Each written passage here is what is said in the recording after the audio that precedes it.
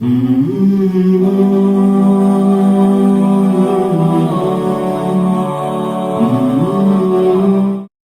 کل ایک بندہ آیا, کہنے لگا میں نے, آپ کو نہیں پتا کس کا ذکر ہو رہا ہے اس لیے کوئی غیبت نہیں ہے اس میں, کہہ رہے میں نے دوسری آپ کے بیانات سن کے کیے. اچھا, بڑا لبرل سا آدمی تھا.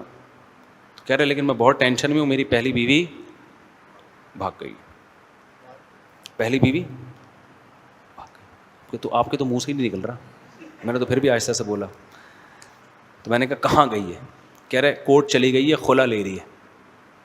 تو میں نے کہا آپ کورٹ جانا, آپ بولنا کہ میں حقوق ادا کر رہا ہوں اور میرا جرم صرف یہ ہے کہ میں نے دوسری کی ہے, لیکن میں اس کے پورے حقوق ادا کروں گا. پھر بھی اگر کورٹ خلا دے دیتی ہے تو آپ خلا کے پیپر پہ سائن نہ کرنا, تو پھر خلا شرعن نہیں ہوگا. سمجھ رہے ہو؟ کہیں سے بھی فتویٰ لوگے کسی بھی مسلک کے مفتی سے, وہ کہے گا یہ خلا معتبر نہیں. لیکن اگر آپ نہیں گئے کورٹ میں نہ جانا, بعض دفعہ مفتی بھی یہ پابند ہوتا ہے یہ سمجھنے پر کہ اس نے اپنے اوپر لگنے والے الزامات کو تسلیم کر لیا ہے. بعض دفعہ یہ کیس کی نوعیت ایسی ہوتی ہے, عورت نے الزام لگایا تو پھر یہ لگتا ہے کہ بھائی یہ نہیں جانا اس کی علامت, تو آپ جانا ضرور. اور عدالت کو یہ گواہ بیان دینا کہ میں اس سے دل سے محبت کرتا ہوں. اور میں نے کہا جھوٹا بیان نہیں دینا ٹوپی کرانے کے لیے, اگر دل میں ہے تو یہ بیان دینا, نہیں ہے تو پھر بول دینا بھائی میں پاگل ہوں. جو ہے وہ جھوٹ نہیں بولنا. میں رکھنا چاہتا ہوں, مجھے اس سے بہت محبت ہے. کورٹ کے میں جب اسٹیٹمنٹ ہوگی نا اس کا بھی اثر پڑتا ہے, اور میں نے دوسری کی ہے شریعت کے حکم کی وجہ سے. لیکن کورٹ پھر اگر اس کو خلا کی پھر بھی پکڑا دیتی ہے تو وہ خلا شرعن معتبر نہیں ہے. آپ 2-4 بنیوری ٹاؤن ہے, دارالعلوم کرنگی, کہیں سے بھی فتویٰ لے کے بیگم کے گھر بھیج دینا اور پھر زندگی گزارنا اپنی آرام سے ہنسی خوشی. تھوڑے دنوں کے بعد مجھے پوری امید ہے انشاءاللہ وہ واپس آ جائے گی. جذباتی کوئی فیصلہ دوڑ طلاقیں نکال دیتا ہوں. بھائی ابھی یہ ہوگا, یہ سائیڈ افیکٹ ہیں, تم نے بھی تو. اچھا پھر کہتا ہے نہیں میں اتنا پھر نا بہت غمزدہ. اس کا دوست بھی تھا ساتھ میں. میں نے کہا شہد کھا رہے ہو چھتے سے ڈائریکٹ نکال کے, اور کہو مکھیاں نہ کاٹیں.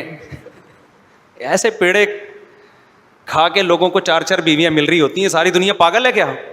کیونکہ میرے استاذ نے مجھے یہی سمجھایا تھا. جب میں دوسری کر کے ان کے پاس گیا تھا نا, رو رہا تھا میں بھی, تو انہوں نے مجھے یہ سمجھایا تھا کہ لوگ شہد کے چھتے میں ہاتھ ڈال کے شہد نکال رہے ہیں اور کہتے ہیں مکھیاں کاٹ رہی ہیں, اور یہ جو ہے شہد کے چھتے میں منہ دے کے شہد پی رہا ہے اور کہہ رہے ہیں کہ مکھیاں کاٹ رہی ہیں. تو بھائی یہ تو ہوگا.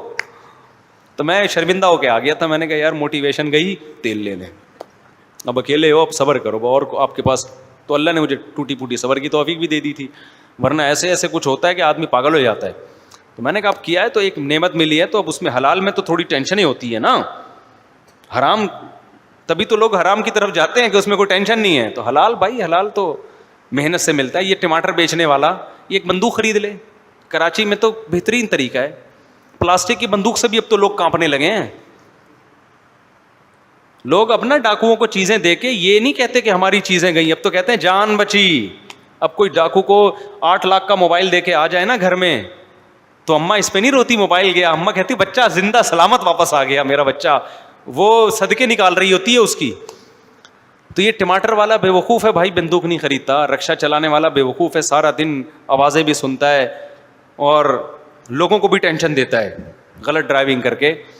تو حلال ہے بھائی, حلال میں کیا ہے, ٹینشنیں ہیں. تو جب دوسری شادی ہوگی تو ٹینشن تو ہوگی. تو اس کا طریقہ یہ 1 سال کے لیے ابھی بھول جاؤ سکون کیا ہوتا ہے, خوشیاں کیا ہوتی ہیں.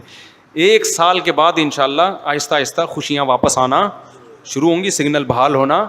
جب آپ چاند پہ جاتے ہیں سگنل یہاں کام نہیں کرتے, یہاں ہو گئے سگنل. ابھی آپ سمجھو چاند پہ گیا ہوا ہوں میں, بہت بلندیوں پہ پہنچا ہوا ہوں. جیسے جیسے آپ کی شٹل جو ہے وہ نیچے آئے گی نا, آہستہ آہستہ زمین میں سگنل آپ کے, جیسے ہم جہاز سے جب نیچے اترتے ہیں فلائٹ موڈ آن ختم کرتے ہیں تو آہستہ آہستہ سگنل ایک دم سے نہیں آ جاتے. تو آپ کے 1 سال کے بعد سگنل آنا شروع ہوں گے, آپ کو پتہ چلے گا میں نے کیا ہے.